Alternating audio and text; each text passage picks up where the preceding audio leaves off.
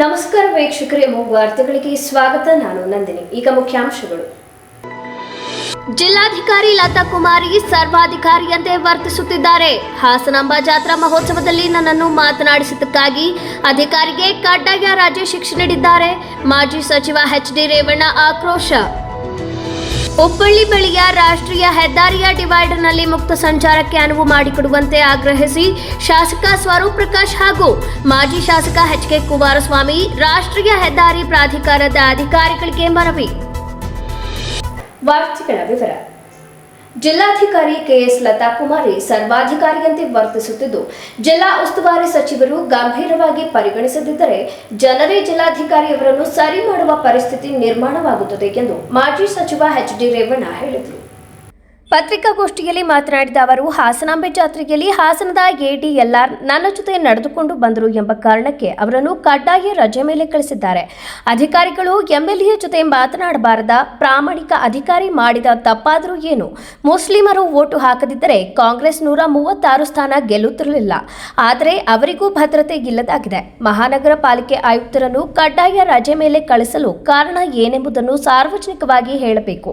15 ದಿನಗಳಿಂದ ಬಯೋಮೆಟ್ರಿಕ್ ಕೊಡೋಕೆ ಅಧಿಕಾರಿ ಇಲ್ಲದೆ ಸಮಸ್ಯೆ ಆಗ್ತಿದೆ. ಈ ಜಿಲ್ಲಾಧಿಕಾರಿಗೆ ಹೆದರಿ ಅಪರ ಜಿಲ್ಲಾಧಿಕಾರಿ ಹುದ್ದೆಗೆ ಯಾರೂ ಬರುತ್ತಿಲ್ಲ. ಮಂಜುನಾಥ್ ಒಬ್ಬರೇ 14 ಹುದ್ದೆ ನಿಭಾಯಿಸಬೇಕಾಗಿದೆ. ಜಿಲ್ಲಾಧಿಕಾರಿಗೆ ಹೆದರಿ ಎಸಿ ಮಾರುತಿ ವರ್ಗ ಮಾಡಿಸಿಕೊಂಡು ಹೋದ್ರು. ಅಬಕಾರಿ ಡಿಸಿ ಸಹ ಬಿಟ್ಟು ಹೋದ್ರು. ಬೈಕ್ ಸೈಕಲ್ನಲ್ಲಿ ತಿರುಗಾಡುವ ಬದಲು ಸರ್ಕಾರ ಕೊಟ್ಟಿರುವ ಕಾರಿನಲ್ಲಿ ಓಡಾಡಿ ಜನರ ಸಮಸ್ಯೆ ಬಗೆಹರಿಸಿ ಎಂದು ಹೇಳಿದರು. ಕೃಷಿ ಇಲಾಖೆ, ತೋಟಗಾರಿಕೆ ಇಲಾಖೆ ಮತ್ತು ಕಂದಾಯ ಇಲಾಖೆ, ಇವತ್ತು ಕಂದಾಯ ಇಲಾಖೆನಲ್ಲಿ ಒಬ್ಬ ಪ್ರಾಮಾಣಿಕವಾಗಿ ಎಡಿಎಲ್ಆರ್ ಇಲ್ಲಿ ಹಾಸನ ನಗರದಲ್ಲಿ ಮುಖ್ಯಮಂತ್ರಿಗಳ ಸಭೆಗೆ ಸುಮಾರು ಹಗಲು ರಾತ್ರಿ ಕೆಲಸ ಮಾಡಿ ಸುಮಾರು 2,000 1-5 ದುರಸ್ತಿ ಮಾಡಿ ಕೊಟ್ಟಿರುವಂತ ಒಬ್ಬ ವ್ಯಕ್ತಿನ ಹಾಸನಾಂಬಕ್ಕೆ ರೇವಣ್ಣ ಜೊತೆ ಬಂದ ಅಂತ ಹೇಳಿ ಫೋಟೋ ಹೊಡಿಸ್ಕೊಂಡವನ್ನೆಲ್ಲ ನೀನು ಅಂತ ಹೇಳಿ ಅವನ ಮೇಲೆ ನೋಟಿಸ್ ಕೊಡ್ತೀನಿ ಅಂತ ಹೇಳಿ ಅವನ್ನ ಎದುರಿಸಿ ಇವತ್ತು ಒಬ್ಬ ಪ್ರಾಮಾಣಿಕ ಅಧಿಕಾರಿನ ಕಡ್ಡಾಯವಾಗಿ ರಜೆ ಹೋಗ್ಬೇಕು ಅಂತ ಹೇಳಿ, ಅದರಲ್ಲೂ ಈ ಸರ್ಕಾರಕ್ಕೆ ಮುಸಲ್ಮಾನರು ಒಂದು ಇದ್ದಂಗೆ. ಈ ಸರ್ಕಾರ ರಾಜ್ಯದಲ್ಲಿ 136 ಸೀಟ್ ಬರಬೇಕಾದ್ರೆ ಒಬ್ಬ ಅಲ್ಪಸಂಖ್ಯಾತರು ವೋಟ್ ಹಾಕಿರೋದ್ರಿಂದ 136 ಸೀಟ್ ಬಂದಿರೋದು. 100ಕ್ಕೆ 100 ಭಾಗ. ಹಾಸನದಲ್ಲಿ ಅಲ್ಪಸಂಖ್ಯಾತ ವೋಟ್ ಹಾಕೋ ಹೊತ್ತಿಗೆ ಲೋಕಸಭಾ ಎಲೆಕ್ಷನ್ ಗೆದ್ದಿರೋದು. ಅಂತ ಒಬ್ಬ ಅಧಿಕಾರಿನ 1 ತಿಂಗಳ ಕಾಲ ರಜೆ ಹೋಗಿದ್ದಾರೆ. ಈಗ ಅವರು ಈ ಸವಾಸ್ ಬೇಡ, ಈ ಡಿಸಿ ಸವಾಸ್ ಬೇಡ, ನನಗೆ ಎಲ್ಲರೂ ಸ್ಕೂಲ್ಗೆ ಪಾಠ ಹೇಳ್ತಾರೆ ಜಾಕ್ ಹಾಕಿಸ್ಕೊತೀನಿ ಅಂತ 1 ತಿಂಗಳು ರಜೆ ಹೋಗ್ಯಾರ. ಹಾಸನದ ಎಡಿಎಲ್ಆರ್ ಶಂಸುದ್ದೀನ್ ಅಂತ ಹೇಳಿ. ಇದು ಒಂದ್ ಕಡೆ ಈ ತರ ಆದ್ರೆ ಜಿಲ್ಲಾಧಿಕಾರಿಗಳು ಅವರ ಜಿಲ್ಲೆಯ ಅಧಿಕಾರಿಗಳ ಎಲ್ಲೇ ಮೀರಿ ಕೆಲಸ ಮಾಡಿಸಿ ಅಧಿಕಾರಿಗಳನ್ನ ಸುಮ್ಮನೆ ಕರ್ಸೋದು, ಮೀಟಿಂಗ್ ಮಾಡ್ತೀವಿ ಅನ್ನೋದು. ಆ ತಹಸೀಲ್ದಾರ್ ಕೇಳಿದ್ರೆ ಹಾಸನ ಮೀಟಿಂಗ್ ಹೋಗಿದ್ದೀವಿ ಅಂತಾರೆ. 6 ಗಂಟೆಗೆ ಹೋದ್ರೆ 4 ಗಂಟೆಯಿಂದ 9 ಗಂಟೆವರೆಗೆ ರಾತ್ರಿ ಮೀಟಿಂಗ್. ಅದೇನು ಕಡಿಮೆ ಕಟ್ಟೆ ಆಗ್ತವ್ರೆ 9 ಗಂಟೆವರೆಗೆ ಡಿಸಿ ಆಫೀಸಲ್ಲಿ ವಾರದಲ್ಲಿ 3 ದಿನ. ಆಮೇಲೆ ನಗರಸಭೆ, ಇದು ಒಬ್ಬ ನಗರಸಭೆಯಲ್ಲಿ ಮಹಾನಗರ ಪಾಲಿಕೆಯ ಒಬ್ಬ ಅಧಿಕಾರಿ ಪಾಪ ಅವನು ಪ್ರಾಮಾಣಿಕವಾಗಿ ಕೆಲಸ ಮಾಡ್ಕೊಂಡು ಹೋಗ್ತಾವನು. ಅವನ್ನ ಕಡ್ಡಾಯವಾಗಿ ರಜೆ ಹಾಕೋಬೇಕು ಅಂತ ಹೇಳಿ ನೋಡ್ರಿ. ಇದೇನಾರು ಈ ಜಿಲ್ಲಾಧಿಕಾರಿ ಯಾರು ಕೇಳೋರು ಯಾರು ಇಲ್ವಾ? ಏನ್ರಿ ಯಾವ ರೀತಿ ಯಾವ ಅಧಿಕಾರ ಇದೆ ಇವ್ರಿಗೆ ಕಡ್ಡಾಯವಾಗಿ ರಜೆ ಹೋಗಿ ಅಂತ ಹೇಳಕ್ಕೆ? ಯಾವ ಕಾರಣಕ್ಕೋಸ್ಕರ ಸಾರ್ವಜನಿಕವಾಗಿ ಹೇಳಕ್ ಹೇಳಿ, ಯಾವ ಕಾರಣಕ್ಕೋಸ್ಕರ ಕಡ್ಡಾಯವಾಗಿ ರಜೆ ಹೋಗಿ ಅಂತ ಹೇಳ್ತಾರೆ? ಇವತ್ತೇನೈತೆ ಕಡ್ಡಾಯ ರಜೆ ಹೋಗಿ ಎಂದು 15 ದಿವಸದಿಂದ ಇದಿಲ್ಲ, ಇದು ಕೊಡ್ತಾರಲ್ಲ ತಮ್ಮ ಕೊಡಕ್ಕೆ. ಇವತ್ತು ಅಧಿಕಾರಿ ಎಲ್ಲ ಕೆಲಸ ನಿಂತು ಹೋಯ್ತು. ಮಹಾನಗರ ಪಾಲಿಕೆದು ಯಾರೋ ಇನ್ನೊಬ್ರು ಇನ್ಚಾರ್ಜ್ ಹಾಕಿದ್ರು. ಬಯೋಮೆಟ್ರಿಕ್ ಹೆಬ್ಬೆಟ್ ಕೊಡೋದು ಈ ಥರ ಆದರೆ ಏನು ಅರ್ಥ ಇದೆ? ಏನು ಹೇಳೋರು ಕೇಳೋರು ಯಾರಿಂದ ನಂಗೆ ಹೋಯ್ತೆ. ಆಮೇಲೆ ಎ ಡಿ ಸಿ, ಈ ಒಮ್ಮನ ಹೆದರಿಕೊಂಡು ಯಾರು ಎ ಡಿ ಸಿ ಬರ್ತಾ ಇಲ್ಲ ಇಲ್ಲಿ. 14 ಇಲಾಖೆ ಮುಖ್ಯ ಇದನ್ನ ಕಡ್ಕೊಂಡು ನೋಡೋಕ್ಕೆ ನಮ್ಮ ಒಬ್ಬರನ್ನೇ ಹಾಕ್ಕೊಂಡವ್ರೆ ನಮ್ಮ ಮಧ್ಯಾಹ್ನ. 14 ಇಲಾಖೆ ಎ ಡಿ ಸಿ ತಗೋ ಚಾರ್ಜು, SLO ಚಾರ್ಜ್ ತಗೋ, ಯಾವ ಚಾರ್ಜ್ 14 ಇದು ಚಾರ್ಜ್. ಅವನ್ಯಾರು ಎ ಸಿ ಒಬ್ಬಿದ್ದ, ಅವನ ಹತ್ರ ಖಾಲಿ ಮಾಡೋದು ಹೆದರಿಕೆಂಡು ಸವಾಸ್ ಬೇಡ ನನಗೆ. ಗೊತ್ತಾಯ್ತಾ? ಅವ್ನು ಎಕ್ಸೈಸ್ ಡಿ ಸಿ ಇದ್ದ, ಅವನ ಹತ್ತಾಗಿ ಬೇಡಪ್ಪ ಸಮಸ್ಯೆ ಬೇಡ ಅಂತ ಅವ್ನು ವರ್ಗ ಮಾಡಿಸ್ಕೊಂಡು ಹೋದ. ಅದೇನೋ ರೇವಣ್ಣರ ಜೊತೆ ಓದ್ತಾ ಇದ್ರು, ಫೋಟೋ ಕಾಡ್ತಾ ಇರ್ತಾರೆ ರೇವಣ್ಣರ ಜೊತೆ ಆಸ್ತಂಭಕ್ಕೆ ಹೋದ್ವಲ್ಲ, ಆ ಬರುವಾಗ ಅವನು ನಾನೊಬ್ಬ ಮಾಜಿ ಮಂತ್ರಿ, ಏನು ಡಿ ಸಿ ಏನಿದು ನನ್ನ ಜೊತೆ ಅಧಿಕಾರಿಗಳು ಬರಲೇಬಾರ್ದು ಅನ್ನೋದು ಏನೈತ್ರಿ. ಒಬ್ಬ ತಾಲೂಕಿನ KD ಕರೆದೆ, ಏನೇ ಎಷ್ಟು ಮಾಡ್ತಾ ಇದ್ದೀವಿ ಏನು ಅಂತ ಅಲ್ಲಿ ಕೇಳಿ ಅವ್ರು ಬಂದರೆ ಅವನಿಗೆ ನೋಟಿಸ್ ಕೊಡೋದು, ಫೋಟೋ ಹೊಡಿಸ್ಕೋಬಾರ್ದಂತ. ಈ ಮಟ್ಟಕ್ಕೆ ಬಂದು ಐತೆ ಈ ಜಿಲ್ಲಾಧಿಕಾರಿಗಳು. ಆಮೇಲೆ ಹಾಸನದಲ್ಲಿ ಲ್ಯಾಂಡ್ ಮಾಫಿಯಾ ಜೊತೆ ಎಷ್ಟು ಮುಂದಿನ ವಾರದಲ್ಲಿ ಹೇಳ್ತೀನಿ, ರೆವಿನ್ಯೂ ಡಿಪಾರ್ಟ್ಮೆಂಟ್ ಅಧಿಕಾರಿಗಳು ಸೇರಿ ಲ್ಯಾಂಡ್ ಮಾಫಿಯಾ ಜೊತೆ ಲೂಟಿ ನಡೀತಾ ಇದೆ ಹಾಸನದಲ್ಲಿ. ಲೂಟಿ, ಅದ್ರ ಬಗ್ಗೆ ಜಿಲ್ಲಾಧಿಕಾರಿಗಳು ಕಣ್ಣು ಮುಚ್ಚಿಗೆ ಕೂತ್ಬಿಟ್ಟವ್ರೆ. ಈ ಮೋಟ್ರ್ ಸೈಕಲ್ನಾಗೆಲ್ಲ ಲ್ಯಾಂಡ್ ಮಾಫಿಯಾದವ್ರ ಕಡೆ ತಿರುಗಿಸಿ, ಮೋಟ್ರ್ ಸೈಕಲ್ಲು ಬೈಸ್ಕಲ್ಲು ಎಲ್ಲ ಒಂದು ಸ್ವಲ್ಪ ಮಲ್ಲಿ ಒಂದು ಸ್ವಲ್ಪ ದಿನ ಇಡೀ ಕಾರ್ ಕೊಟ್ಟಿಲ್ವ ನಿಮಗೆ ಸರ್ಕಾರ? ಕಾರ್ ಕೊಟ್ಟಿಲ್ವೇನ್ರಿ? ಆಮೇಲೆ ಅಧಿಕಾರಿಗಳನ್ನ ಎದುರಿಸೋದಾದ್ರೆ ಒಂದಲ್ಲ ಒಂದಿನ ತಗಲಾಕೈತಿ, ಹುಷಾರಾಗಿರಿ. ನಿಮ್ಮ ಎದುರಿಸೋದು ಬೈಯೋದು ಅಧಿಕಾರಿಗಳನ್ನ ಏಕವಚನದಲ್ಲೆಲ್ಲ ಬೈಯೋದು ಬಿಡಕ್ಕೆ ಹೇಳಿ. ಒಂದು ಸ್ವಲ್ಪ ಅಧಿಕಾರಿಗಳು MLA ಜೊತೆ ಹೋದ್ರೆ ನೀನು ಯಾಕೆ ಬಂದೆ ಅಂತ ಹಾಕೋಗಿ ಅಂತಾರೆ. ಯಾರಾದ್ರು MLA ಜೊತೆ ಏನಾದ್ರು ಅಧಿಕಾರಿ ಬಂದ್ರೆ ಹಾಚ್ಕೋಗು ಅಂತಾರೆ. MLA ಜೊತೆ ಹೋದಾಗ ಯಾಕೆ? ಅಧಿಕಾರಿಗಳಿಗೆ ಗೌರವ ಕೊಡೋದು ಕಲಿಬೇಕು ಜಿಲ್ಲಾಧಿಕಾರಿಗಳೇ. ಕಂದಾಯ ಸಚಿವರೇ, ನಿಮ್ಮ ಇಲಾಖೆಯ ಒಬ್ಬ ಅಧಿಕಾರಿಗೆ ದಯಮಾಡಿ ಹೇಳಿ, ಅಧಿಕಾರಿಗಳಿಗೆ ಗೌರವ ಕೊಡೋದು ಕಲೀರಿ. ಅದು ಯಾಕೆ ಸಾಬ್ರು ರಜೆ ಹಾಕಿ ಹೋದ್ರು? ಒಂದು ತಿಂಗಳು ಬೇರೆ ಕಡೆ ವರ್ಗ ಮಾಡಿಸ್ಕೊಳ್ಳೋಕ್ಕೆ. ಅವನ ಜೊತೆ ಫೋಟೋ ಹೊಡಿಸ್ಕೊಂಡಂತೆ ಆಶ್ರಮದಿಂದ ಬರುವಾಗ ಅವನಿಗೆ ನೋಟಿಸ್ ಗೊತ್ತಿಲ್ಲಪ್ಪ. ಅದು DC ಏನಾದ್ರು ಒಂದು ಸ್ವಲ್ಪ ಅವ್ರಿಗೆ ಇನ್ನೂ ಟ್ರೈನಿಂಗ್ ಕೂಡ ಕೇಳಿ. ಆ DC ಕಂದಾಯ ಮಂತ್ರಿಗಳನ್ನ, ರೆವಿನ್ಯೂ ಸೆಕ್ರೆಟರಿನ ಕರೆಸಿ, ಚೀಫ್ ಸೆಕ್ರೆಟರಿನ DC ಆಗಿ ಹೆಂಗ್ ನಡ್ಕೋಬೇಕು ಇವೆಲ್ಲ ಗಿಮಿಕ್ ಬಿಡ್ಬೇಕಾಯ್ತಿದೆ. ಏನ್ ತಿಳ್ಕೊಂಡವ್ರು DC?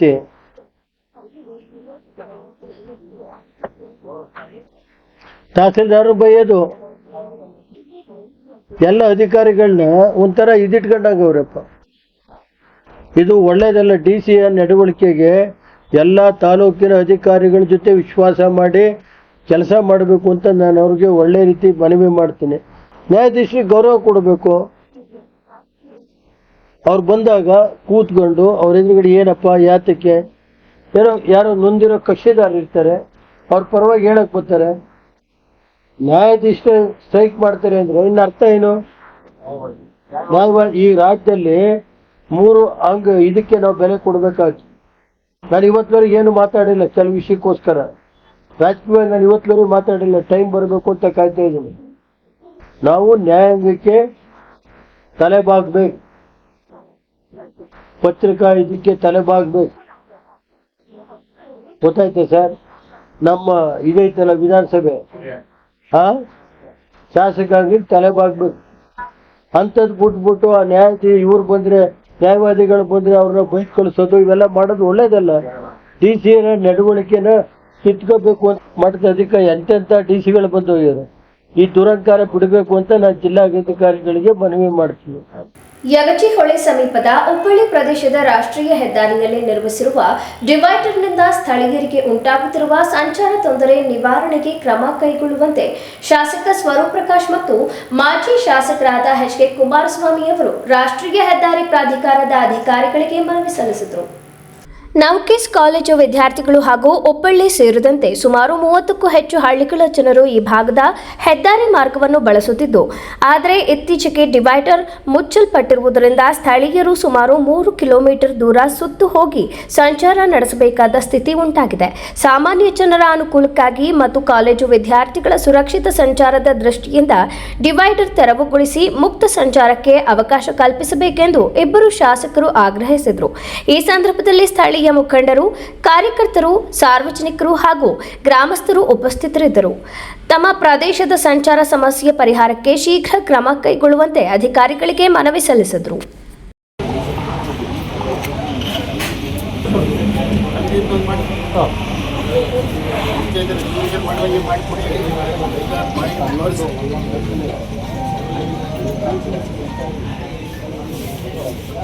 ವಿಶೇಷ ಕೇಂದ್ರ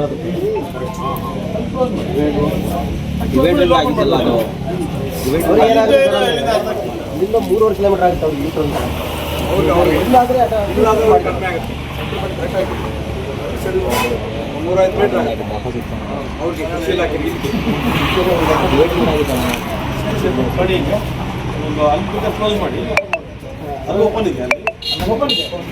ಅದು ಮಾಡಿದ್ದಾರೆ, ಅದನ್ನು ಕ್ಲೋಸ್ ಮಾಡಿ ಹೋಗಿದ್ದಾರೆ. ಯಾರೋ ಸೈಡಿಗೆ ಹಚ್ಚಿಟ್ಟಿದ್ದಾರೆ, ಅದನ್ನು ಕ್ಲೋಸ್ ಮಾಡಿದ್ದಾರೆ. ನಾವು ಅವತ್ತೇ ಎತ್ತಿದ್ದೀವಿ ಅವರಿಂದಲೇ ಆಗಲಿ. ಅದೇ ಸರ್, ಇದೊಂದು 50 ಮೀಟರ್ ಆಗುತ್ತೆ. ಇದೊಂದು ಸರ್ವಿಸ್ JCB ಮಾಡಿಕೊಟ್ರೆ ಅಟ್ಲೀಸ್ಟ್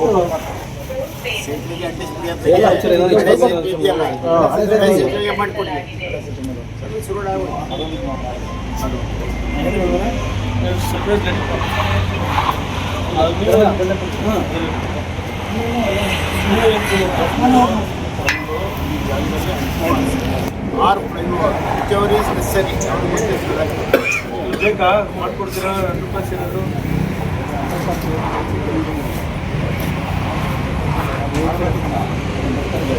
ಡ್ರೈವರ್ ಕೊಡಿ, ಸಂತೋಷ ನಮಗೆ. ಡ್ರೈವರ್ ಬೇಕು ಅಂದ್ರೆ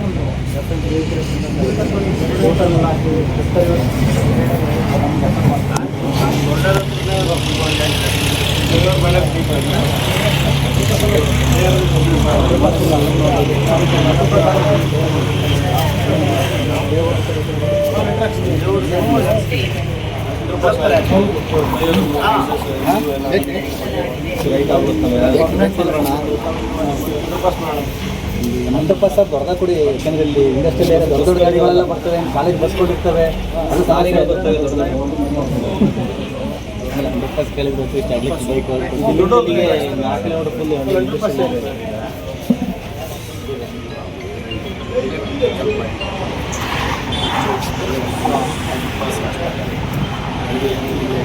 20ನೇ ಶತಮಾನದ ಪ್ರಥಮಾಚಾರ್ಯ ಚಾರಿತ್ರ ಚಕ್ರವರ್ತಿ ಆಚಾರ್ಯ ಶ್ರೀ 108ನೇ ಶಾಂತಿ ಸಾಗರ ಮಹಾರಾಜರ ಪ್ರತಿಮೆ ಪ್ರತಿಷ್ಠಾಪನಾ ಮಹೋತ್ಸವ ಮತ್ತು ಶ್ರೀ ಕ್ಷೇತ್ರದಲ್ಲಿ 4ನೇ ಬೆಟ್ಟದ ಪದನಾಮ ಅನಾವರಣ ಕಾರ್ಯಕ್ರಮ ಇದೇ ತಿಂಗಳ 9ರಂದು ಜರುಗಲಿದೆ ಎಂದು ಶ್ರೀ ಕ್ಷೇತ್ರದ ಪರಮ ಪೂಜ್ಯ ಜಗದ್ಗುರು ಸ್ವಸ್ತಿ ಶ್ರೀ ಚಾರುಕೀರ್ತಿ ಪಂಡಿತಾಚಾರ್ಯವರ್ಯ ಭಟ್ಟಾರಕ ಪಟ್ಟಾಚಾರ್ಯವರ್ಯ ಮಹಾಸ್ವಾಮೀಜಿ ತಿಳಿಸಿದರು.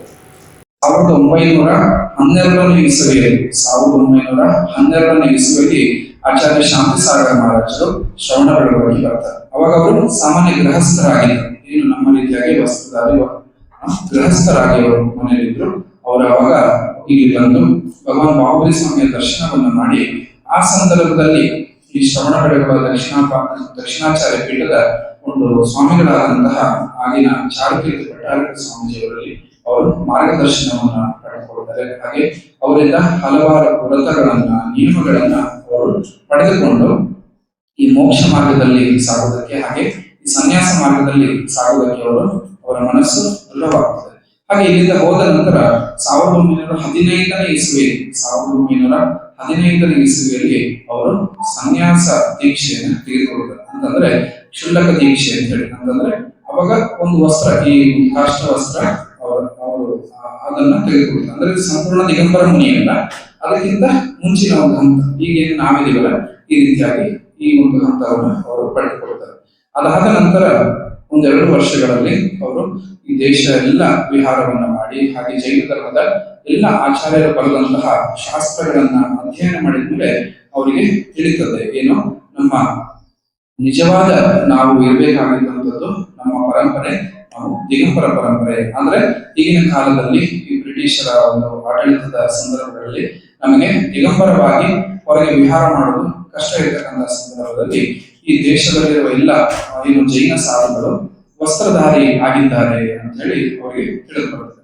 ಅವಾಗ ಇಡೀ ದೇಶದಲ್ಲಿ ಒಂದು 3-4 ಜನ ಅಷ್ಟೇ ದಿಗಂಬರ ಮುನಿಗಳಿದ್ರು. ಅವರು ಕೂಡ ಹೇಗಿದ್ರು ಅಂತಂದ್ರೆ ಅವ್ರ ಒಳಗೆ ವಾಸವಾಗಿರ್ತಕ್ಕಂತಹ ಸಂದರ್ಭದಲ್ಲಿ ದಿಗಂಬರರಾಗಿರ್ತಿದ್ರು. ಹಾಗೆ ಹೊರಗಡೆ ಅವರ ಆಹಾರಕ್ಕೆ, ಭಿಕ್ಷೆಗೆ ಅಥವಾ ಹೊರಗಡೆ ವಿಹಾರ ಮಾಡುವಂತಹ ಸಂದರ್ಭದಲ್ಲಿ ಒಂದು ಸಣ್ಣ ಲಂಗೋಟಿಯನ್ನ ಹಾಕೊಂಡು ಮೈ ಮೇಲೆ ಒಂದು ವಸ್ತ್ರವನ್ನ ಹಾಕೊಂಡು ಹೊರಗೆ ಬರ್ತಕ್ಕಂತಹ ಒಂದು ಸಂದರ್ಭ ಆಗ ಹೋಗಿತ್ತು. ಈ ಎಲ್ಲವನ್ನ ತಿಳಿದ ಶಾಂತಿಸಾಗರ ಮಹಾರಾಜರು ಈ ಎಲ್ಲವನ್ನು ಕೂಡ ವಿರೋಧಿಸಿ, ಈ ಎಲ್ಲವನ್ನು ಕೂಡ ಖಂಡಿಸಿ, ನಮ್ಮ ಮುದ್ರೆ ಏನಿದೆ ನಮ್ಮದು ದಿಗಂಬರ ಮುದ್ರೆ, ನಾವು ಅದೇ ಮುದ್ರೆಯಲ್ಲಿ ಇರಬೇಕು ಅಂತ ಹೇಳಿ 1920ನೇ ಇಸ್ವಿಯಲ್ಲಿ ಅವರೇ ಸ್ವತಃ ದೀಕ್ಷೆಯನ್ನು ತೆಗೆದುಕೊಂಡರು, ಯಾವುದೇ ಗುರುಗಳಿಲ್ಲದೆ.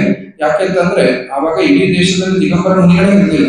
ಇದ್ದವರು ಕೂಡ ಈ ರೀತಿಯಾಗಿ ವಸ್ತ್ರವನ್ನ ಹಾಕೊಂಡು ಒಂಥರ ಶಿಥಿಲಾಚಾರದ ಪರಂಪರೆ ಶುರುವಾಗಿತ್ತು. ಹಾಗೆ ಎಲ್ಲವನ್ನ ಖಂಡಿಸಿ ಅವರೇ ಸ್ವತಃ ಮುನಿ ದೀಕ್ಷೆಯನ್ನ ತೆಗೆದುಕೊಂಡು ಸಂಪೂರ್ಣ ವಸ್ತ್ರವನ್ನ ತ್ಯಾಗ ಮಾಡಿ ಈ ದೇಶದೆಲ್ಲೆಡೆ ವಿಹಾರವನ್ನ ಮಾಡ್ತಾ ದೆಹಲಿಯ ಲಾಲ್ ಕಿಲೆ, ದೆಹಲಿಯ ಕೆಂಪು ಕೋಟೆಯ ಎದುರಿಗೆ ಹೋಗ್ತಾರಂತೆ. ಹಾಗೆ ಎದುರುಗಡೆ ಹೋಗಿ ಅಲ್ಲಿ ಹಲವಾರು ದಿನಗಳು, 16 ದಿನಗಳ ಉಪವಾಸವನ್ನ ಮಾಡಿ ಅಲ್ಲಿ ಸತ್ಯಾಗ್ರಹವನ್ನ ಮಾಡಿ ಅವಾಗ ಬ್ರಿಟಿಷ್ ಸರ್ಕಾರ ಅವರ ಒಂದು ಏನು ಬೇಡಿಕೆ ಇರ್ತದೆ ಅದನ್ನ ಈಡೇರಿಸೋದಕ್ಕೆ ಬ್ರಿಟಿಷ್ ಸರ್ಕಾರ ಅವಾಗ ಈಡೇರಿಸ್ತದೆ. ದಿಗಂಬರ ಮುನಿಗಳು ದಿಗಂಬರ ಅವಸ್ಥೆಯಲ್ಲಿ ಇಡೀ ದೇಶ ವಿಹಾರ ಮಾಡಬಹುದು ಅಂತ ಹೇಳಿ ಬ್ರಿಟಿಷ್ ಸರ್ಕಾರ ಅವಾಗ ಅನುಮತಿಯನ್ನು ಕೊಡ್ತದೆ. ಹಾಗೆ ಈ ಶಾಂತಿಸಾಗರ ಮಹಾರಾಜರ ಒಂದು ಕೊಡುಗೆ ಜೈನ ಧರ್ಮಕ್ಕೆ ಅಥವಾ ದಿಗಂಬರ ಜೈನ ಪರಂಪರೆಗೆ ಅಪಾರವಾದಂಥದ್ದು. ಅವರಿಂದಲೇ ಈಗೇನು ನಾವು ದೇಶದಲ್ಲಿ ಸುಮಾರು 2,000 ಮುನಿಗಳು ದಿಗಂಬರ ಮುನಿಗಳಿದ್ದಾರೆ ದೇಶದಲ್ಲಿ. ಆ 2,000 ಮುನಿಗಳು ಈಗ ಈ ದೇಶದೆಲ್ಲೆಡೆ ವಿಹಾರವನ್ನ ಮಾಡ್ತಾ ಇದ್ದಾರೆ, ಧರ್ಮ ಪ್ರಭಾವನೆಯನ್ನ ಮಾಡ್ತಾ ಇದ್ದಾರೆ, ಮೋಕ್ಷ ಮಾರ್ಗದಲ್ಲಿ ಸಾಕ್ತಾ ಇದ್ದಾರೆ ಅಂತಂದ್ರೆ ಅದೆಲ್ಲದಕ್ಕೂ ಕೂಡ ಕಾರಣ ಯಾರು? ಆಚಾರ್ಯ ಶಾಂತಿಸಾಗರ ಮಹಾರಾಜರು. ಹಾಗೆ ಈ ಎಲ್ಲ ಅವರ ಉಪಕಾರಗಳಲ್ಲಿ ಇನ್ನೂ ಹಲವಾರು ಉಪಕಾರಗಳು ಅವರಿಂದ ಈ ಧರ್ಮಕ್ಕೆ ಆಗಿದೆ. ಅದೇ ರೀತಿಯಾಗಿ ಅವರ ಬಾಲ್ಯದಲ್ಲೂ ಕೂಡ ಹಾಗೆ ಶಾಂತಿಸಾಗರ ಮಹಾರಾಜರ ಹೊಲದಲ್ಲಿ ಅವರು ಜೋಳವನ್ನ ಬೆಳೆತಿದ್ರು. ಅವಾಗ ಒಂದು 4-5 ಜನ ಸ್ನೇಹಿತರು ಆ ಜೋಳದ ಗದ್ದೆಯನ್ನ ಕಾಯ್ಲಿಕ್ಕೆ ಹೋಗ್ತಾ ಇದ್ರಂತೆ.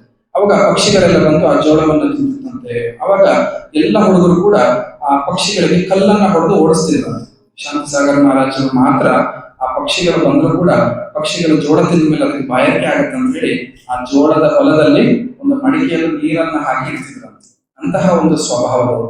ಹಾಗೆ ನಂತರದಲ್ಲಿ ಆ ಜೋಳ ಶ್ರೀ ಮನ್ವಧ್ವ ಸಂಘದ ವತಿಯಿಂದ ಇಂದು ರವೀಂದ್ರ ನಗರದಲ್ಲಿರುವ ಶ್ರೀ ರಾಘವೇಂದ್ರ ಸ್ವಾಮಿ ಮಠದ ಆವರಣದಲ್ಲಿ ಧಾತ್ರಿ ಹವನವನ್ನು ಆಯೋಜಿಸಲಾಗಿತ್ತು. ಕಾರ್ತಿಕ ಮಾಸದಲ್ಲಿ ನಡೆಸಲಾಗುವ ಶ್ರೀ ಧಾತ್ರಿ ಹವನವು ಅತ್ಯಂತ ಮಹತ್ವವನ್ನು ಹೊಂದಿದೆ. ಇಂದು ರವೀಂದ್ರ ನಗರದಲ್ಲಿರುವ ಶ್ರೀ ರಾಘವೇಂದ್ರ ಸ್ವಾಮಿ ಮಠದಲ್ಲಿ ಮನ್ಮಧ್ವ ಸಂಘದ ವತಿಯಿಂದ ಈ ಶ್ರೇಷ್ಠ ಧಾತ್ರಿ ಹವನವನ್ನು ನಡೆಸಲಾಗಿದ್ದು, ವಿಪ್ರ ಬಂಧುಗಳೆಲ್ಲರೂ ಈ ಕಾರ್ಯಕ್ರಮದಲ್ಲಿ ಭಾಗವಹಿಸಿ ಶ್ರೀಹರಿಯ ಕೃಪೆಗೆ ಪಾತ್ರರಾದರು. ಪ್ರತಿ ವರ್ಷವೂ ಕೂಡ ಲೋಕ ಕಲ್ಯಾಣಕ್ಕೋಸ್ಕರ ಅನೇಕ ಹವನ, ಹೋಮ, ಯಜ್ಞ, ಯಾಗಾದಿಗಳನ್ನ ನಡೆಸ್ತಾ ಬಂದಿದ್ದೀವಿ. ಅದರಲ್ಲಿ ಈ ಒಂದು ಧಾತ್ರಿ ಹವನ ಅಥವಾ ಧಾತ್ರಿ ಹೋಮ ಅನ್ನೋದು ಒಂದು ವಿಶೇಷ. ಯಾಕೆಂದರೆ ಇದರಲ್ಲಿ ಅನೇಕ ಹೋಮಗಳಿದೆ ನಮ್ಮ ಸನಾತನ ಹಿಂದೂ ಧರ್ಮದಲ್ಲಿ. ಈಗ ಮೃತ್ಯುಂಜಯ ಹೋಮ ಇರ್ಬೋದು, ಆಯುಷ್ ಹೋಮ ಇರ್ಬೋದು, ಗಣಪತಿ ಹೋಮ ಇರ್ಬೋದು, ಅನೇಕ ಹೋಮಗಳು. ಇದನ್ನು ವರ್ಷದ 365 ದಿನದಲ್ಲಿ ಯಾವ ದಿನಗಳಾದರೂ ಮಾಡ್ಬೋದು. ಆದರೆ ಈ ಧಾತ್ರಿ ಹವನ ಅನ್ನೋ ಹೋಮ ಮಾತ್ರ ನಿರ್ದಿಷ್ಟ ತಿಂಗಳಲ್ಲಿ ನಿರ್ದಿಷ್ಟ ದಿನದಲ್ಲೇ ಮಾಡಬೇಕು ಅಂತಿದೆ. ಇದು ನಮ್ಮ ಸಂವತ್ಸರದಲ್ಲಿ ಕಾರ್ತಿಕ ಮಾಸದಲ್ಲಿ ಉತ್ವಾನ ದ್ವಾದಶಿ ಆದ ನಂತರದಲ್ಲಿ ಹುಣ್ಣಿಮೆಯ ಒಳಗಾಗಿ ಮಾಡಬೇಕು ಅಂತಿದೆ. ಇದರ ಹಿಂದಿನ ಉದ್ದೇಶ ಏನಿತ್ತು ಅಂದರೆ, ಹಿಂದೆ ವನಭೋಜನ ಅಂತಿತ್ತು. ತೋಟಗಳಿಗೆ ಹೋಗಿ ನಲ್ಲಿಕಾಯಿ ಮರದ ಕೆಳಗೆ ಕೂತು ಹೋಮವನ್ನು ಮಾಡಿ ಇದನ್ನು ಹೋಮನ ಮಾಡುವಂಥದ್ದು. ನಮ್ಮ ಹಿಂದೂ ಧರ್ಮದಲ್ಲಿ ಏನು ಹೇಳುತ್ತೆ ಅಂದರೆ, ಈ ನಲ್ಲಿಕಾಯಿ ಮರದಲ್ಲಿ ವಿಷ್ಣುವಿನ ಇನ್ನೊಂದು ಅಪರಾವತಾರವಾದ ದಾಮೋದರ ಇದ್ದಾನೆ ಅಂತ. ಈ ದಿನ ದಾಮೋದರನಿಗೆ ಮತ್ತು ಲಕ್ಷ್ಮೀ ಸ್ವರೂಪಳಾದ ತುಳಸಿಯನ್ನು ನಾವು ಕಂಡು ಇವರಿಬ್ಬರಿಗೂ ತುಳಸಿ ವಿವಾಹವನ್ನು ಇದನ್ನು ಮಾಡ್ತಾ ಇದ್ದೀವಿ. ದಾಮೋದರ ಮತ್ತು ತುಳಸಿ ವಿವಾಹವನ್ನು ಇದೊಂದು ವಿಶೇಷತೆ. ಇದನ್ನು ಭಾಳ ಹಿಂದಿನಿಂದಲೂ ಕೂಡ ನಮ್ಮ ಹಿರಿಯರು ಮಾಡಿಕೊಂಡು ಬರ್ತಾ ಇದ್ದಾರೆ. ನಮ್ಮ ಹಾಸನದಲ್ಲಿ ನಮ್ಮ ಮಾಧ್ವ ಸಂಘದ ಅನೇಕ ಹಿರಿಯರು ಇದನ್ನು ಅಡಿಪಾಯ ಹಾಕಿಕೊಟ್ಟು ಬಂದಿದ್ದಾರೆ. ಇದನ್ನು ನಾವು ಮುಂದುವರಿಸ್ತಾ ಬಂದಿದ್ದೀವಿ. ಇದಕ್ಕೆ ನನ್ನ ಸಕಲ ಬಂಧುಗಳು ಕೂಡ, ಬಂಧು ಮಿತ್ರರು ಎಲ್ಲರೂ ಕೂಡ ಕೈ ಜೋಡಿಸಿಕೊಂಡು ಈ ಹೋಮ ಯಜ್ಞ ಯಾವಾಗಲೂ ಯಶಸ್ವಿಯಾಗಿ ಮಾಡಿಕೊಡ್ತಾ ಇದ್ದಾರೆ. ಅವರಿಗೆಲ್ಲರಿಗೂ ಕೂಡ ಸಂಘದ ಪರವಾಗಿ ಹೃತ್ಪೂರ್ವಕವಾದ ವಂದನೆಯನ್ನು ಸಲ್ಲಿಸ್ತಾ ಇದ್ದಾರೆ. ಈ ಸಂದರ್ಭದಲ್ಲಿ ಶ್ರೀ ಮನ್ಮಧ್ವ ಸಂಘದ ಅಧ್ಯಕ್ಷರು, ಕಾರ್ಯದರ್ಶಿಗಳು, ಕಾರ್ಯಕಾರಿ ಸಮಿತಿಯ ಸದಸ್ಯರು ಮತ್ತು ಮಾಧ್ವ ಬಾಂಧವರೆಲ್ಲರೂ ಹಾಜರಿದ್ದರು. ಬೇಲೂರು ತಾಲೂಕಿನ ಗೆಂಡೇಹಳ್ಳಿ ಭಾಗದ ವಿವಿಧ ಗ್ರಾಮಗಳಿಗೆ ತೆರಳುವ ಪಟ್ಟಣ ಸಮೀಪದ ಕಳಸಿನಕೆರೆ ಏರಿ ರಸ್ತೆ ಗುಂಡಿ ಬಿದ್ದು ವಾಹನಗಳು ಓಡಾಡಲು ಪರದಾಡುವಂತಾಗಿದ್ದು, ಸಂಬಂಧಿಸಿದ ಅಧಿಕಾರಿಗಳು ರಸ್ತೆ ದುರಸ್ತಿಗೆ ಮುಂದಾಗಬೇಕೆಂದು ಒತ್ತಾಯಿಸಿ ತಾಲೂಕು ಜಯ ಕರ್ನಾಟಕ ಸಂಘಟನೆ ಪದಾಧಿಕಾರಿಗಳು ರಸ್ತೆ ತಡೆದು ಪ್ರತಿಭಟಿಸಿದರು. ಜಯ ಕರ್ನಾಟಕ ಸಂಘಟನೆ ಜಿಲ್ಲಾಧ್ಯಕ್ಷ ಎಂಕೆಆರ್ ಸೋಮೇಶ್ ಮಾತನಾಡಿ, ವಿಶ್ವವಿಖ್ಯಾತ ಪ್ರವಾಸಿ ತಾಣ ಬೇಲೂರು ದೇಗುಲ ನುಡಿದವರು ಕಳಸ, ಹೊರನಾಡು, ಶೃಂಗೇರಿ ಹಾಗೂ ಇತರೆ ಭಾಗಗಳಿಗೆ ಪಟ್ಟಣದಿಂದ ಅಂಬೇಡ್ಕರ್ ವೃತ್ತದ ಮೂಲಕ ಕಳಸನಕೆರೆ ಏರಿ ಮೇಲೆಗೆ ತೆರಳಬೇಕು. ಆದರೆ ಕಳಸನಕೆರೆ ಏರಿ ರಸ್ತೆ ಸಂಪೂರ್ಣ ಗುಂಡಿ ಬಿದ್ದು ಹಾಳಾಗಿದ್ದು, ಇನ್ನೂ ಏಕೆ ಅಧಿಕಾರಿಗಳು ಕ್ರಮ ಕೈಗೊಳ್ಳುತ್ತಿಲ್ಲ? ಮಳೆ ಬಂದರಂತೂ ಗುಂಡಿ ಯಾವುದು, ರಸ್ತೆ ಯಾವುದು ತಿಳಿಯದಂತಾಗಿದೆ. ಕಲ್ಲುಗಳು ಮೇಲೆದ್ದು ಗುಂಡಿಗಳಿಂದ ಧೂಳು ಏಳುತ್ತಿದ್ದು ಓಡಾಡುವವರಿಗೆ ಸಮಸ್ಯೆಯಾಗುತ್ತಿದೆ. ಆದ್ದರಿಂದ ಸಂಬಂಧಿಸಿದ ಅಧಿಕಾರಿಗಳು ಎಚ್ಚೆತ್ತು ರಸ್ತೆ ದುರಸ್ತಿಗೆ ಮುಂದಾಗಬೇಕು ಎಂದು ಹೇಳಿದರು.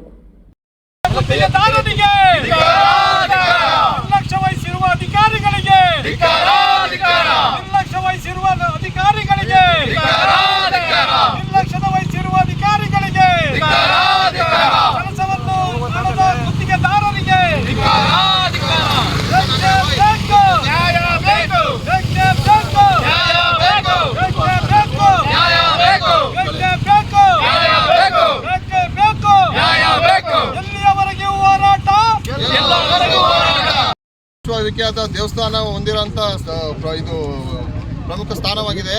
ಈ ಗೆಂಡೇಹಳ್ಳಿ ಮತ್ತು ಬಿಕ್ಕೋಡ್ ರಸ್ತೆ ಸಂಪೂರ್ಣವಾಗಿ ಹದಗೆಟ್ಟಿದ್ದು ಯಾವ ಥರ ಆಗಿದೆ ಅಂದರೆ, ಈ ಮಳೆ ಬಂದ ಸಂದರ್ಭದಲ್ಲಿ ಗುಂಡಿಗಳು ಕಾಣ್ತಾ ಇಲ್ಲ. ಈ ಪ್ರತಿನಿತ್ಯ ಹಲವಾರು ಈ ಕಡೆ ಶೃಂಗೇರಿ ಆಗ್ಬೋದು, ಧರ್ಮಸ್ಥಳ ಆಗ್ಬೋದು, ಮೂಡಿಗೆರೆ ಆಗ್ಬೋದು, ಪ್ರವಾಸ ತಾಣಗಳಿಗೆ ವಿದೇಶಗಳಿಂದ ಇಲ್ಲಿ ಪ್ರವಾಸಿಗರು ಬರ್ತಾ ಇದ್ದಾರೆ. ಆದರೂ ಸಮೇತ ಅಧಿಕಾರಿಗಳಾಗ್ಬೋದು, ಇಲ್ಲಿನ ಪ್ರಜಾಪ್ರಭುತ್ವ ಹೊಂದಿರೋ ಅಧಿಕಾರಿಗಳಾಗ್ಬೋದು ಯಾವುದೇ ರೀತಿ ಗಮನ ಹರಿಸ್ತಾ ಇಲ್ಲ.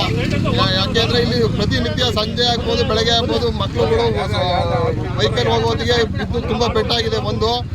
ತುಂಬ ಕೈಕಾಲು ಮುರ್ಕೊಂಡಿದ್ದಾರೆ. ಬಿಕ್ಕೋಡ್ ರಸ್ತೆ ಮತ್ತು ಗೆಂಡೇಹಳ್ಳಿ ರಸ್ತೆ ಸಂಪೂರ್ಣ ಹದಗೆಟ್ಟಿರುತ್ತೆ.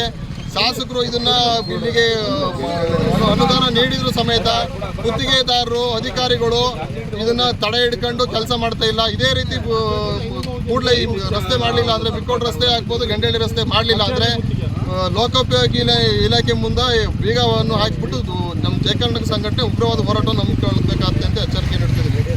ಪ್ರತಿಭಟನೆಯಲ್ಲಿ ತಾಲೂಕು ಅಧ್ಯಕ್ಷ ಎಸ್ಎಂ ರಾಜು, ತಾಲೂಕು ಕಾರ್ಯಾಧ್ಯಕ್ಷ ಲಕ್ಷ್ಮಣ್, ಪ್ರಧಾನ ಕಾರ್ಯದರ್ಶಿ ಮಂಜುನಾಥ್, ಯುವ ಘಟಕದ ಅಧ್ಯಕ್ಷ ಹೇಮಂತ್, ಉಪಾಧ್ಯಕ್ಷ ಕುಮಾರ್, ಮುಖಂಡರಾದ ಮೀಸೆ ವಸಂತಕುಮಾರ್, ಜಯರಾಮ್, ಆಟೋ ಘಟಕದ ಲಕ್ಷ್ಮಣ್, ಉಮೇಶ್, ರಮೇಶ್, ವಿನಯ್, ಚಂದ್ರು ಸೇರಿದಂತೆ ಇತರರು ಹಾಜರಿದ್ದರು. ಈಗ ಜಾಹೀರಾತು. ಗೋಲ್ಡ್, ನಿಮ್ಮ ಚಿನ್ನನ ಹಿಂದೆ ಸೇಲ್ ಮಾಡಿ.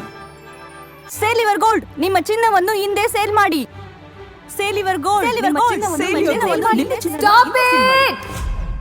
ಎಲ್ಲರೂ ಚಿನ್ನನ ಸೇಲ್ ಮಾಡಿ ಅಂತ ಹೇಳ್ತಿದ್ದಾರೆ. ಆದ್ರೆ ನಮ್ಮ ಅಜ್ಜಿ, ತಂದೆ, ತಾಯಿ ಕೊಟ್ಟಂತ ಉಡುಗೊರೆಯ ಒಡವೆಗಳು ಹರಾಜೋಗ್ತಿವೆ. ಯಾರು ಒಡವೆಗಳನ್ನ ಉಳಿಸ್ಕೊಳ್ಳಿ ಅಂತ ಹೇಳ್ತಿಲ್ಲ. ನಮ್ಮ ಬೆನಕ ಗೋಲ್ಡ್ ಕಂಪನಿಗೆ ಕಾಲ್ ಮಾಡಿ ನಿಮ್ಮ ಒಡವೆಗಳನ್ನ ಬಿಡಿಸಿ ಉಳಿಸಿಕೊಡುತ್ತೇವೆ. EMI ಮೂಲಕ ನಿಮ್ಮ ಒಡವೆಗಳನ್ನ ವಾಪಸ್ ಪಡೆಯೋ ಸುವರ್ಣ ಅವಕಾಶ ನಿಮ್ಮದಾಗಿಸಿಕೊಳ್ಳಿ. ನಿಮ್ಮ ನೆಮ್ಮದಿಯ ನಾಳೆಗಾಗಿ ಕಾಲ್ Benaka gold company 6366 111 999. Benaka Gold Company, we value you and your valuables. ದಕ್ಷಿಣ ಭಾರತದ ಹೆಸರಾಂತ ನಂಬರ್ 1 ಹಾಗೂ ನಂಬಿಕೆಗೆ ಅರ್ಹವಾದ ನಮ್ಮ ಬೆನಕ ಗೋಲ್ಡ್ ಕಂಪನಿಯು ನೀವು ಅಡ ಇಟ್ಟ ಚಿನ್ನವನ್ನು ಬಿಡಿಸಿಕೊಡುವುದಲ್ಲದೆ ಉಳಿಸಿಕೊಳ್ಳಲು ಸಹಕರಿಸುತ್ತದೆ. ಚಿನ್ನಕ್ಕೆ ಚಿನ್ನದಂತ ಬೆಲೆ ಬೇಕೆ? ಕಾಲ್ Benaka gold company 6366 111 999. Benaka Gold Company, we value you and your valuables. ನಾನು ಚಿಕ್ಕವನಾಗಿದ್ದಾಗ ಹುಟ್ಟದಬ್ಬ ಅಂದ್ರೆ ಚಾಕ್ಲೇಟ್.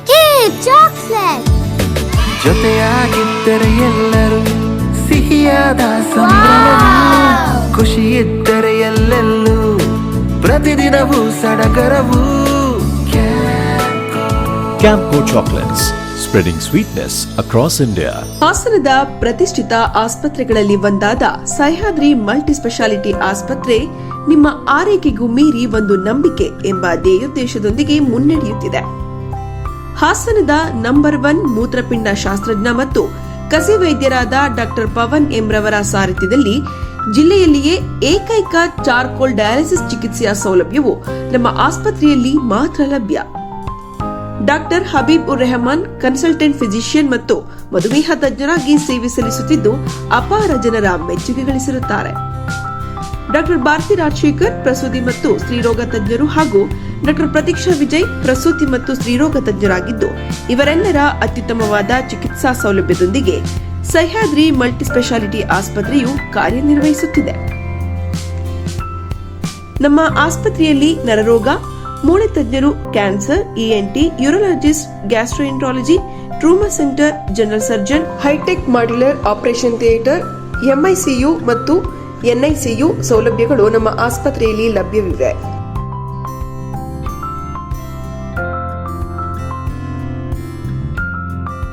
ದಿನದ 24 ಗಂಟೆಯೂ ತುರ್ತು ಸೇವಾ ವಿಭಾಗವು ತೆರೆದಿರುತ್ತದೆ. ಅತ್ಯಾಧುನಿಕ ಅಲ್ಟ್ರಾಸೌಂಡ್ ಸ್ಕ್ಯಾನಿಂಗ್, ಎಕ್ಸ್ರೇ ಮತ್ತು ಲ್ಯಾಬ್ ಹಾಗೂ ಎಲ್ಲ ರೀತಿಯ ಆರೋಗ್ಯ ವಿಮೆ ಸೌಲಭ್ಯವಿದೆ.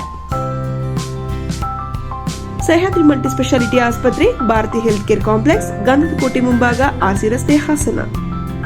Phone number 08172 265033 884022 446. ರಾಜ್ಯದ ಪ್ರತಿಷ್ಠಿತ ಸೇವಾ ಸಂಸ್ಥೆಗಳಲ್ಲಿ ಒಂದಾದ ರಾಷ್ಟ್ರೋತ್ಥಾನ ಪರಿಷತ್ ಭಾರತೀಯ ಜ್ಞಾನ ಪರಂಪರೆ, ನೈಜ ಇತಿಹಾಸ, ಸಂಸ್ಕೃತಿ, ಜೀವನ ಪದ್ಧತಿ ಪ್ರತಿಬಿಂಬಿಸುವ CBSE ಪಠ್ಯಕ್ರಮದ 17 ವಿದ್ಯಾಕೇಂದ್ರಗಳನ್ನು ರಾಜ್ಯದ ವಿವಿಧ ಭಾಗಗಳಲ್ಲಿ ನಡೆಸುತ್ತಿದೆ. ಈ ಶಾಲೆಗಳಲ್ಲಿ ವಿದ್ಯಾರ್ಥಿಗಳ ಸರ್ವಾಂಗೀಣ ವಿಕಾಸಕ್ಕಾಗಿ ಪಂಚಮುಖಿ ಶಿಕ್ಷಣ ಎನ್ನುವ ವಿಶಿಷ್ಟ ಕಲಿಕಾ ಪದ್ಧತಿಯನ್ನು ಅನುಷ್ಠಾನಗೊಳಿಸಲಾಗಿದೆ.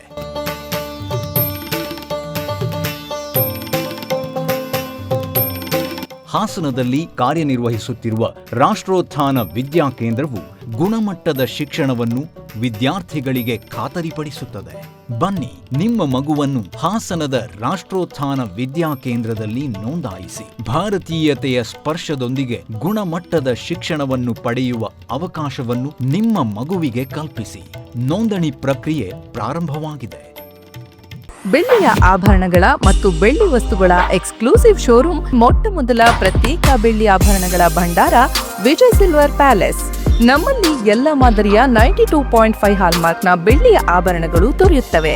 ಗೋಲ್ಡ್ ಪ್ಲೇಟೆಡ್ ಆಂಟಿಕ್ ನೆಕ್ಲೆಸ್ಗಳು, ಜುಮುಕಿಗಳು, ಸೊಂಟದ ಡಾಬುಗಳು, ಟೆಂಪಲ್ ಡಿಸೈನ್ ಬಳೆಗಳು, ತೋಡುಬಂದಿಗಳು, ಎಮರಾಲ್ಡ್ ವಸ್ತುಗಳು, ಪ್ರತಿನಿತ್ಯ ಹೊಸ ಹೊಸ ಡಿಸೈನ್ಗಳು ಇಲ್ಲಿ ಲಭ್ಯವಿದೆ. ದೇವರ ವಿಗ್ರಹಗಳು, ಬೆಳ್ಳಿಯ ದೀಪಗಳು, ಬೆಳ್ಳಿ ತಟ್ಟೆ, ಬೆಳ್ಳಿ ಚೊಂಬು, ಪೂಜಾ ಸಾಮಗ್ರಿಗಳು, ಬೆಳ್ಳಿಯ ದೇವರ ಮಂಟಪಗಳು ದೊರೆಯುತ್ತವೆ. Vijay silver palace, Subhash square, Devigere circle, Hassan. Contact 9060 133 333.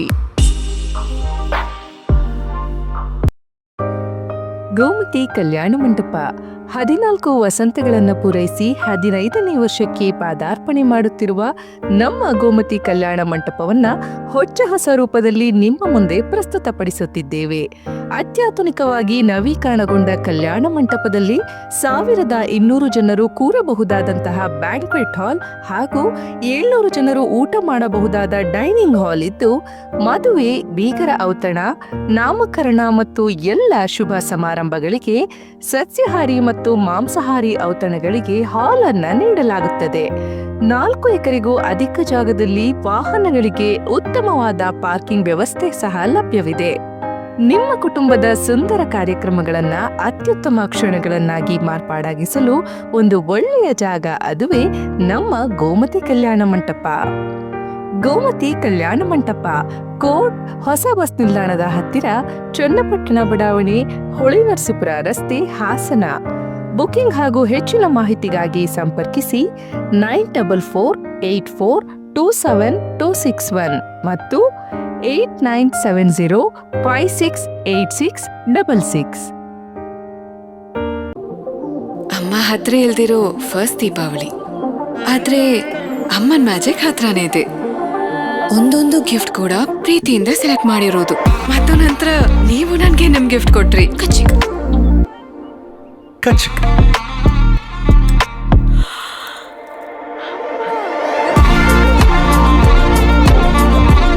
ಕಚಕ್ ಚಿನ್ನದಂತ ನೆನಪುಗಳೊಂದಿಗೆ ಈ ದೀಪಾವಳಿ ಭೀಮದ ಜೊತೆಗೆ. ಮತ್ತೊಮ್ಮೆ ವಾರ್ತೆಗಳಿಗೆ ಸ್ವಾಗತ. ಹೊಳೆನರಸೀಪುರ ಪಟ್ಟಣದ ಸಿದ್ಧಾರ್ಥನಗರ ವಾರ್ಡ್ ನಂಬರ್ 23ರ ಅಂಗನವಾಡಿ ಕೇಂದ್ರದಲ್ಲಿ ಮಕ್ಕಳಿಗೆ ಒದಗಿಸಬೇಕಾದ ಆಹಾರ ಸಾಮಗ್ರಿ ಹಾಡು ಹಗಲೇ ಕೇಂದ್ರದಿಂದ ಬೈಕ್ನಲ್ಲಿ ಅಪರಿಚಿತ ವ್ಯಕ್ತಿಯೊಬ್ಬ ಸಾಗಿಸುತ್ತಿದ್ದುದನ್ನು ಕಂಡುಬಂದಿದೆ.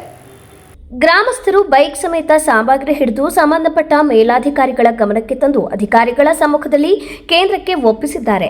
ಈ ವಿಷಯ ತಿಳಿದ ತಕ್ಷಣ ಕೇಂದ್ರಕ್ಕೆ ಆಗಮಿಸಿದ ಸಿಡಿಪಿಒ ಸುರೇಶ್ ಕೇಂದ್ರದ ಅಂಗನವಾಡಿ ಕಾರ್ಯಕರ್ತೆ ಲತಾ ಅವರನ್ನು ವಿಚಾರಿಸಿ ಈ ಕುರಿತು ಅಗತ್ಯ ಮಾಹಿತಿಯನ್ನು ಲಿಖಿತವಾಗಿ ನೀಡುವಂತೆ ಸೂಚಿಸಿ ನೋಟಿಸ್ ಜಾರಿ ಮಾಡುವುದಾಗಿ ತಿಳಿಸಿದರು. ಮನುಷ್ಯ ತನ್ನ ಜೀವನದ ಹಾದಿಯಲ್ಲಿ ಶೋಕ ಮತ್ತು ಮೋಹವೆಂಬ ಪಾಶಕ್ಕೆ ಬಲಿಯಾಗಿ ಒದ್ದಾಡುವ ಪರಿಸ್ಥಿತಿ ಎದುರಿಸುತ್ತಾನೆ. ಅಂತಹ ಸಂದರ್ಭಗಳಲ್ಲಿ ಜೀವನದ ತತ್ವಜ್ಞಾನ ನೀಡುವ ಮಹಾನ್ ಗ್ರಂಥ ಭಗವದ್ಗೀತೆಯ ಸಾರಾಂಶವನ್ನು ಅರ್ಥೈಸಿಕೊಳ್ಳಬೇಕು ಎಂದು ಸಂಸ್ಕೃತ ಸಂಘದ ಕಾರ್ಯದರ್ಶಿ ಹಾಗೂ ಭಗವದ್ಗೀತಾ ಅಭಿಯಾನದ ಜಿಲ್ಲಾ ಸಂಚಾಲಕರಾದ ಪರಮೇಶ್ವರ ವಿ ಭಟ್ ಭಗವದ್ಗೀತಾ ಅಭಿಯಾನ ಕಾರ್ಯಕ್ರಮದಲ್ಲಿ ತಿಳಿಸಿದರು. ಬೇಲೂರು ತಾಲೂಕಿನ ಅರೇಹಳ್ಳಿ ಪಟ್ಟಣದ ಮಲಸಾವರ ರಸ್ತೆಯಲ್ಲಿರುವ ನಿಸರ್ಗ ಸೇವಾ ಮಂದಿರದಲ್ಲಿ ಶ್ರೀ ಶಾರದಾಂಬಾ ಕಲಾನಿಕೇತನ ಸಂಗೀತ ಶಾಲೆಯ ವತಿಯಿಂದ ಆಯೋಜಿಸಲಾಗಿದ್ದ ಭಗವದ್ಗೀತಾ ಅಭಿಯಾನದ ಆನ್ಲೈನ್ ತರಗತಿಯ ಶುಭಾರಂಭ ಕಾರ್ಯಕ್ರಮದಲ್ಲಿ ಮಾತನಾಡಿದ ಅವರು, ಚಿಕ್ಕ ವಯಸ್ಸಿನಿಂದ ಹಿಡಿದು ಮುಪ್ಪಿನವರೆಗೆ ಜೀವನದ ಪಯಣದಲ್ಲಿ ಕೆಲವೊಮ್ಮೆ ಈ ಜೀವನವೇ ಬೇಡ ಎನ್ನುವಂತಹ ಸಂದಿಗ್ಧ ಸನ್ನಿವೇಶ ಸಾಮಾನ್ಯವಾಗಿ ಎಲ್ಲರಲ್ಲೂ ಕಾಡಿಬಿಡುತ್ತದೆ. ಆದರೂ ಜೀವನ ಹಿಮ್ಮುಖವಾಗದೆ ಮುಂದೆ ಸಾಗುತ್ತದೆ. ಅಂತಹ ಸನ್ನಿವೇಶಗಳಿಂದ ಮುಕ್ತಿ ಹೊಂದಲು ಹಿಂದೂಗಳ ಮಹಾನ್ ಗ್ರಂಥ ಭಗವದ್ಗೀತೆಯು ದಾರಿದೀಪವಾಗಲಿದೆ ಎಂದು ಹೇಳಿದರು.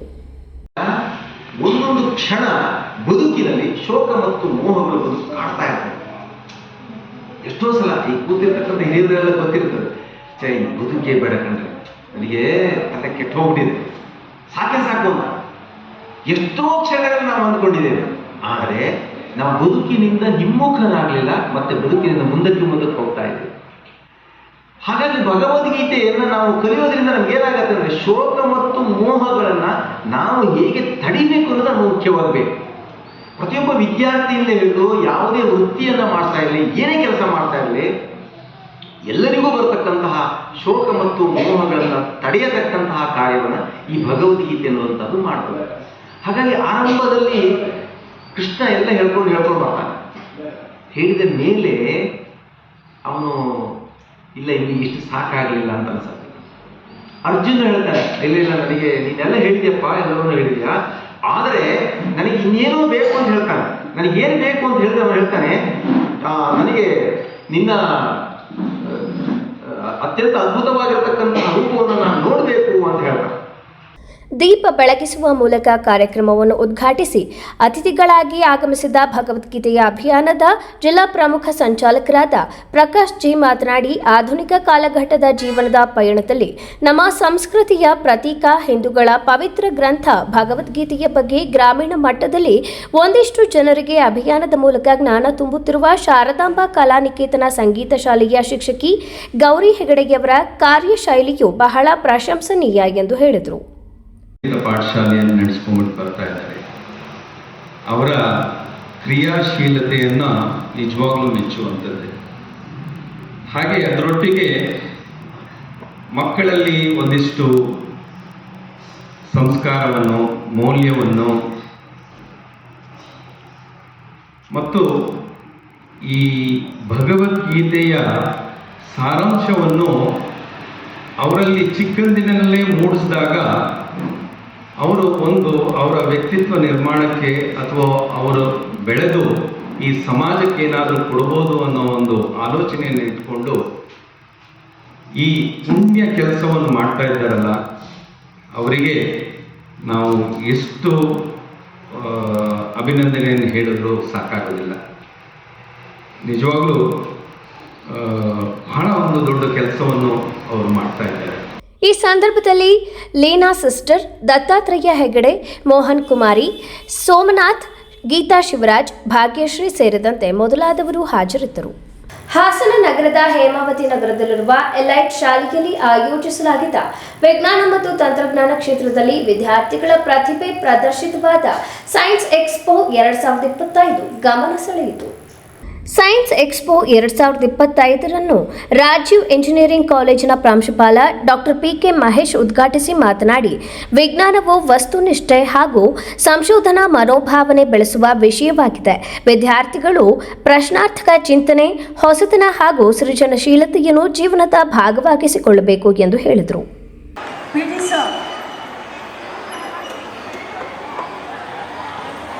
With this ribbon cutting, I declare the Science Expo open. May it inspire curiosity and discovery in every student.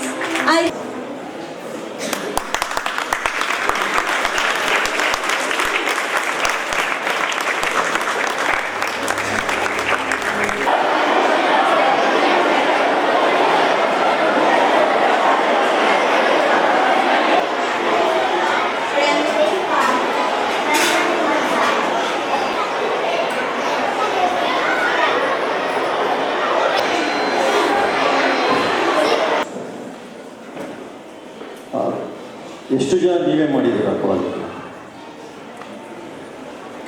Parents help ಇಲ್ಲದೆ, ಪೇರೆಂಟ್ಸ್ದು ಹೆಲ್ಪ್ ಇಲ್ಲದೆ ನೀವೇ ಮಾಡಿದ್ರೆ ಎಷ್ಟಿದೆ? ಗುಡ್. ಟೀಚರ್ಸ್ ಹೆಲ್ಪ್ ಇಲ್ಲದೆ ಎಷ್ಟು ಜನ ಮಾಡಿದ್ದೀರಾ? ಟೀಚರ್ಸ್ದು ಹೆಲ್ಪ್ ಇಲ್ಲದೆ, ಪೇರೆಂಟ್ಸ್ದು ಹೆಲ್ಪ್ ಇಲ್ಲದೆ ಮಾಡಿರೋದು. ಗುಡ್. ಹೇಗೆ ನೀವು ಮಾಡಬೇಕು ಅಂತ ಅನಿಸ್ತು? ವೈ ನಿಮ್ಗೆ ಹೇಗೆ ಅನಿಸ್ತು ಇದನ್ನೇ ಮಾಡಬೇಕು ಅಂತ? ಐಡಿಯಾ ಅಥವಾ ಇದನ್ನೇ ನೋಡಬೇಕು, ಎಲ್ಲೋ ನೋಡಿದ್ದೀರಾ, ಯೂಟ್ಯೂಬಲ್ಲಿ ನೋಡಿದ್ದೀರಾ, ಎಲ್ಲೋ ನೋಡಿದ್ದೀರಾ ಇದನ್ನೇ ಮಾಡಬೇಕು ಅಂತ, ಕರೆಕ್ಟಾ? Yes or no? ಹೌದು. ಏನಕ್ಕೆ ಅನಿಸ್ತು ಅದು ಮಾಡಬೇಕಂತ? ಯಾಕೆ ಈ ಥರ ಆಗುತ್ತೆ, ಏನಕ್ಕೆ ಅಂತ ಕಲಿಬೇಕು ಅಲ್ವಾ? ಏನೋ ಒಂದು ಕ್ವಶನ್ ಇದೆ ನನ್ನ ಹತ್ರ, ಏನೋ ಒಂದು ಕ್ವಶನ್ ಇದೆ, ಹೌದಾ? ಆ ಕ್ವಶನ್ ನೋಡೋದಕ್ಕೆ ನಾನು ಇದನ್ನು ಮಾಡಿದ್ರೆ ನನ್ನ ಕ್ವಶನ್ ಸಾಲ್ವ್ ಆಗುತ್ತೆ, ಕರೆಕ್ಟ್ ಅಲ್ವಾ? ಅಂತಂದ್ರೆ ಏನು? ನನಗೆ ಗೊತ್ತಿಲ್ಲ, ಅದು ನಾನು ಅದನ್ನು ಮಾಡ್ತಾ ಇದ್ದೀನಿ, ಕರೆಕ್ಟ್? S S. ಈಗಂತೂ ಭಾಳ ಟೆಕ್ನಾಲಜಿ ಇದೆ, ಎಲ್ಲಾದರೂ ತೊಗೋಬೋದು, ಚಿಕ್ಕ ಮಕ್ಕಳು ಸಹ ಮೊಬೈಲ್ ಯೂಸ್ ಮಾಡಲ್ಲ. ಹೌ ಮೆನಿ ಆಫ್ ಯು, ನೀವು ಎಷ್ಟು ಜನ ಮೊಬೈಲ್ ಯೂಸ್ ಮಾಡಲ್ಲ? ಗುಡ್. Only 8 to 9. ನನ್ನ ಮಗಳಿಗೆ 10th ಮೊಬೈಲೇ ಕೊಟ್ಟಿರಲಿಲ್ಲ. ಶಿ ಈಸ್ ನಾವು 11th, ಆಯಿತಾ? 11th ಕೊಡ್ತಾ ಇದ್ದೀವಿ. ಸೊ ಇಟ್ಸ್ ನಾಟ್ ದಟ್ ಏನೋ ಕೊಡಬಾರ್ದು ಅಂತ, so it's only for technology. ಏನಕ್ಕೆ ಅಂತ ಈಗ ನಾನು ಹೇಳ್ತಾ ಇದ್ದೀನಿ. ಎರಡಿದೆ, ಎರಡೇ ವರ್ಡ್ ಕೇಳಿಸ್ಕೊಳ್ಳಿ. Y, how. ವೈ ಅನ್ನೋದು ಏನಕ್ಕೆ? ನನಗೆ ಗೊತ್ತಿಲ್ಲ, ಅದನ್ನು ನಾನು ಕಲಿಬೇಕು ಅಂತ. ನಿಮ್ಮ ಪೇರೆಂಟ್ಸ್ನು ಕೇಳ್ತೀರಾ, ನಿಮ್ಮ ಟೀಚರ್ಸ್ನು ಕೇಳ್ತೀರಾ, ಏನಕ್ಕಪ್ಪ ಇದು, ಏನಕ್ಕೆ ಟೀಚರ್ ಇದು, ಏನಕ್ಕೆ ಅಂತ, ಕರೆಕ್ಟಾ? ವೈ. ಗೊತ್ತಾಗಿಲ್ಲ ಅಂದರೆ ಏನು ಮಾಡ್ತೀರಾ? ಗೂಗಲ್ ಮಾಡ್ತೀರಾ ಅಲ್ವಾ? ಇಲ್ಲ ಅಂತಂದರೆ ಕಲಿಬೇಕು. ಈಗಿನ ಪೇರೆಂಟ್ಸು ರಿಮೆಂಬರ್, ಏನಕ್ಕೆ ಇದು ಹೇಳ್ತಾ ಇದ್ದೀನಿ ಅಂದರೆ, ಇಷ್ಟು ಕಷ್ಟಪಟ್ಟು ನೀವೆಲ್ಲ ಮಾಡಿದ್ದೀರಾ, so it should be value. Parents ಆಗಲಿ, ಟೀಚರ್ಸ್ ಆಗಲಿ, they have lot of work, they have lot of responsibilities, including parents.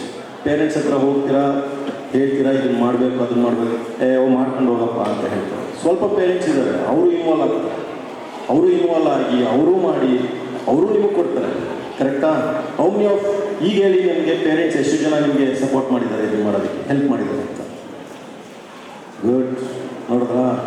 ಎಲ್ಲರೂ ಮಾಡಿರ್ತಾರೆ, ಪೇರೆಂಟ್ಸ್ ಕಷ್ಟಪಟ್ಟು ಮಾಡಿರ್ತಾರೆ ಅವರು.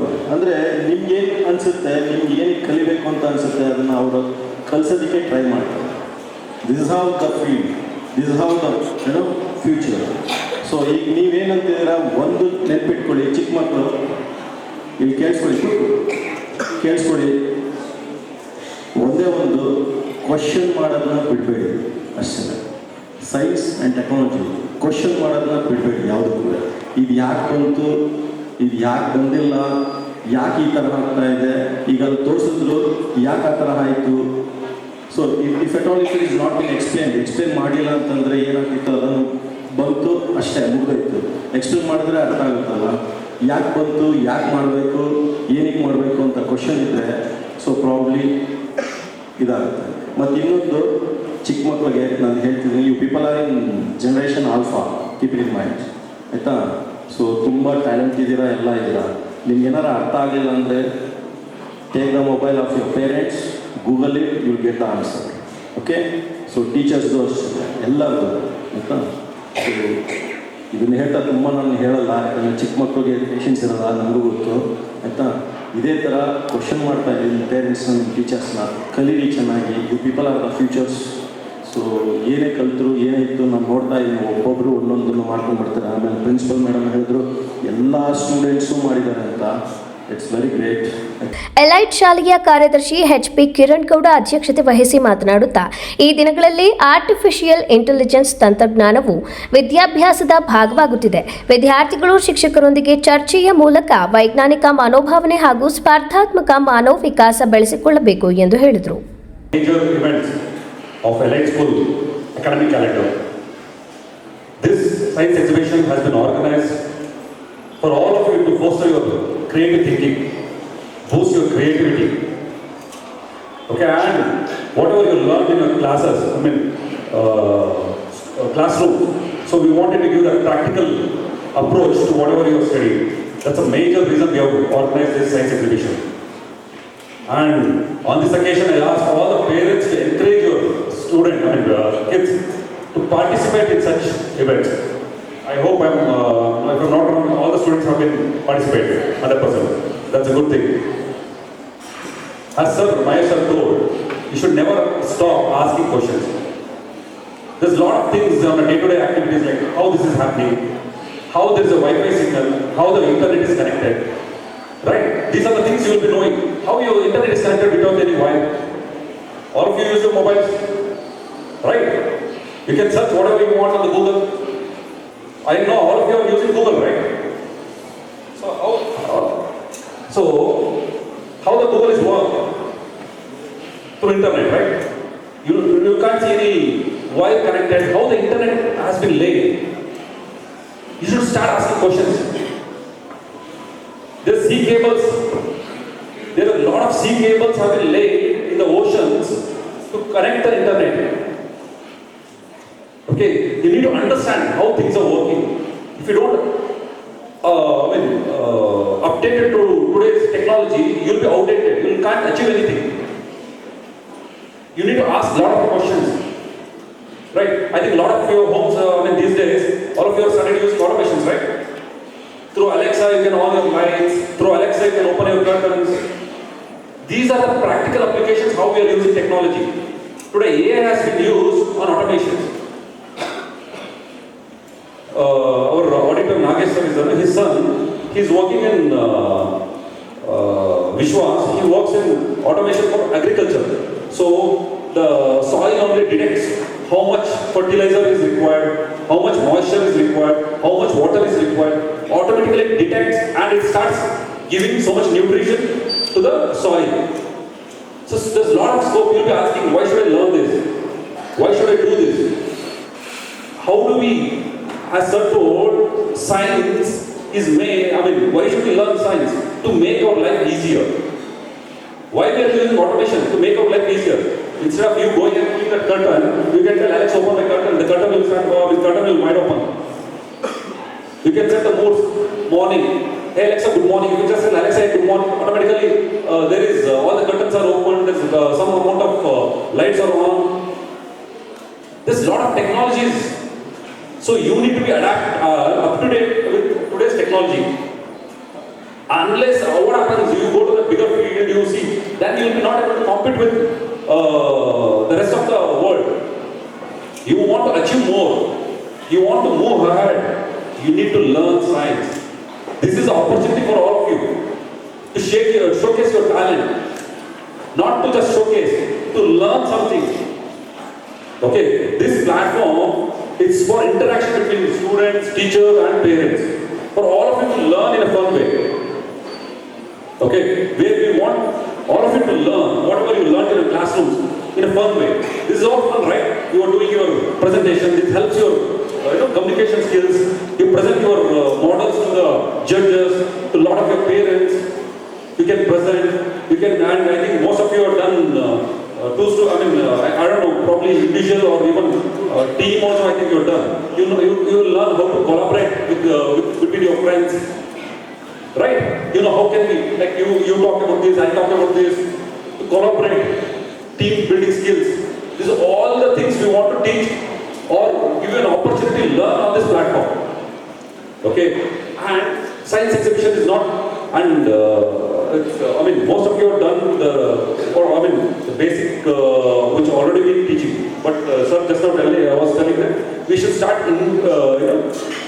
learn more about AI.